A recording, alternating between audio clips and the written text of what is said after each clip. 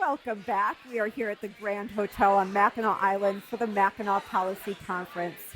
Detroit recently recorded its fewest homicides in decades, fueling new conversations about whether community violence intervention programs should be expanded statewide. I'm pleased to welcome Zoe Kennedy, Executive Director, Force Detroit, Senator Sarah Anthony, and Mike Shaw, Vice President of Programs at Hudson-Webber. It's so good to have you three here. Great to be here. So, for people unfamiliar with community violence intervention, what does the work actually look like on the ground day to day?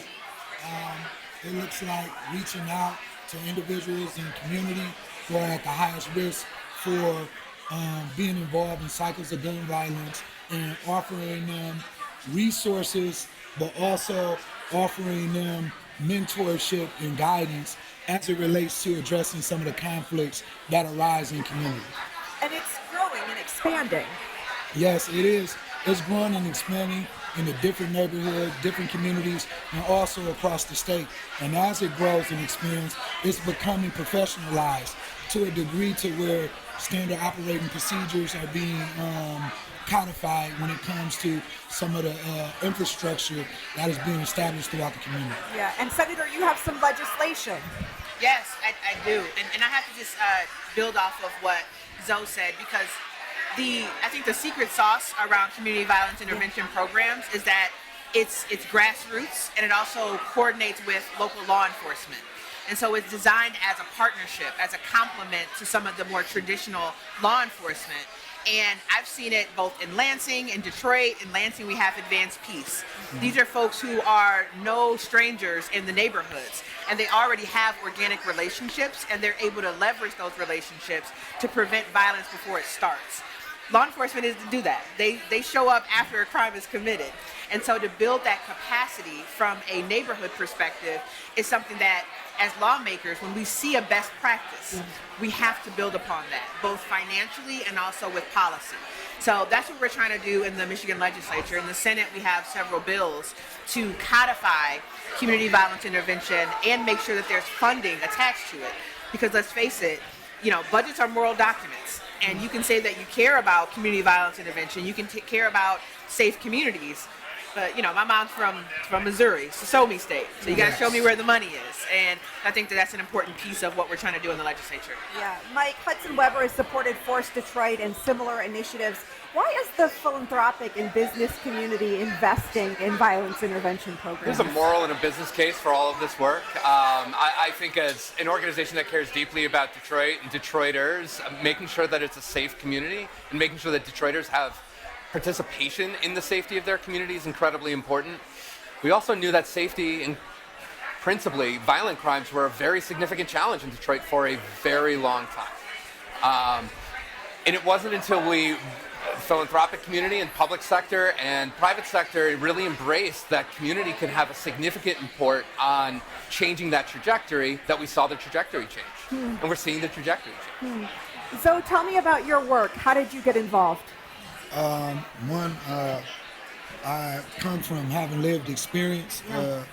I spend a significant amount of my life being challenged with some of the social ills as it relates to gun violence. I lost a lot of friends. I actually went to prison for a violent offense, and I was mentored and groomed by individuals in there.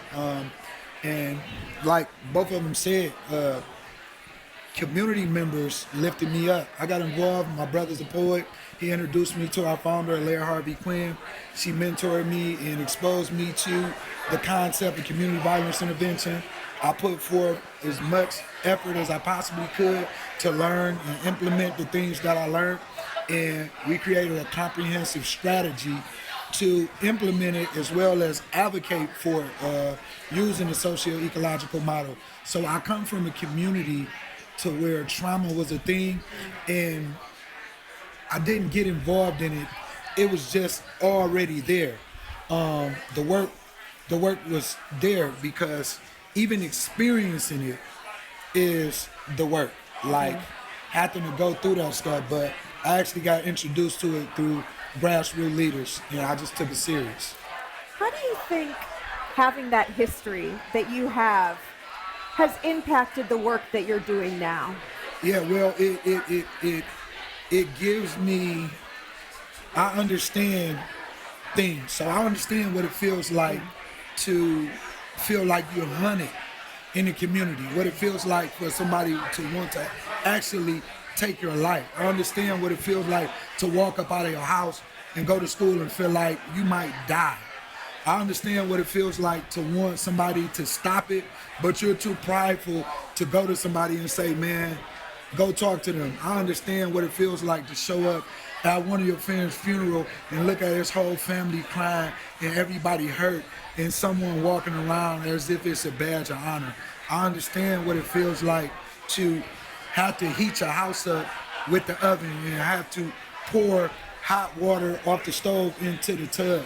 So I understand what it feels like to be disinvested in. I understand what it feels like to snatch the man out of our community and for us to like have limited supervision, the type of supervision we need. We need our community supervising us. We need our elders supervising us. We need the residents supervising us, because it takes a village in the community to really raise a person with those values from the village and the community. So not making it like a story, but it is a science to what has happened to us, and it is a science to what has to happen to reverse the effects that society have put on our communities.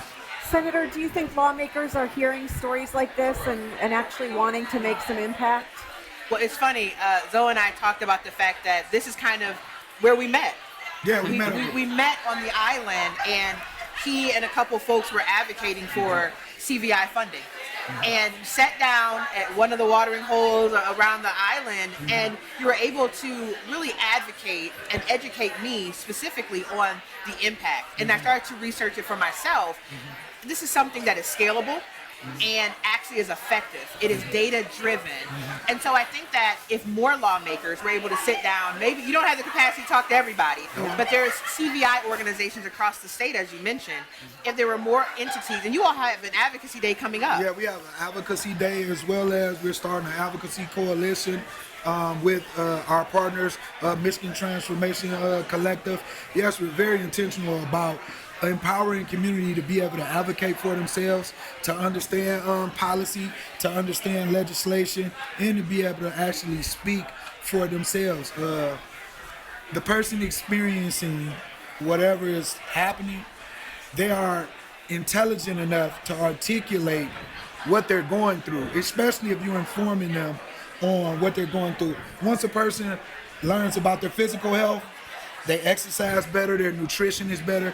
So we do that with the social aspect, as well as the psychological aspect when it comes to our community. And this is why this is so important, right? You have people that tell you something that works, and then both public and private funds can come together in order to actually keep our communities safe, and also lift up communities that are often marginalized, overlooked, undervalued.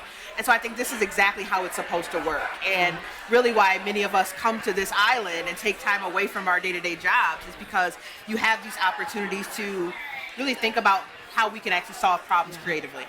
Mike, how do you get this message out to more people? I mean, we're at a conference, right? 1,500 folks who can all kind of hear about it, but how do you make sure Michiganders who aren't here hear about this work? It's a challenge. We talk about this a lot in Detroit and in other cities, that there's a perception gap on amongst residents, particularly around how much safety we're seeing and realizing.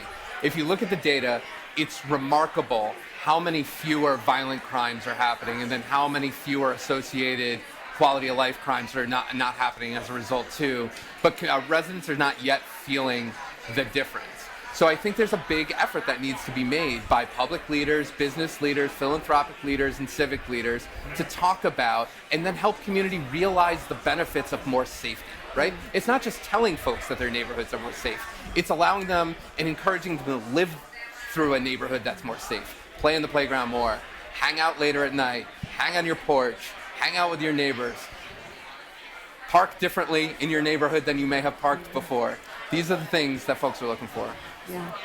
So if you had a message that you were able to give to all Michiganders right now about Force Detroit, what would it be? We are committed to public safety, using a public health approach as well. We are committed to educating and informing other community-based organizations on that public health approach and advocacy. And also, as an organization, I just want to extend thanks to the both of you and other entities within society that have been supportive and have resourced this work and believed in community.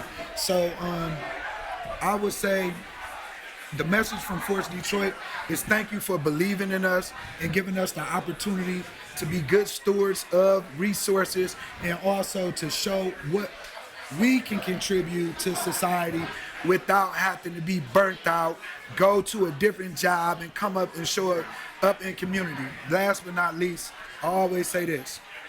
Before there was a fire department, it was a bunch of community members riding around with water putting out fires. This is what we're looking at when we look at community violence intervention and showing up in that public safety ecosystem. So, Senator Mike, thank you so much for the time. Thank you.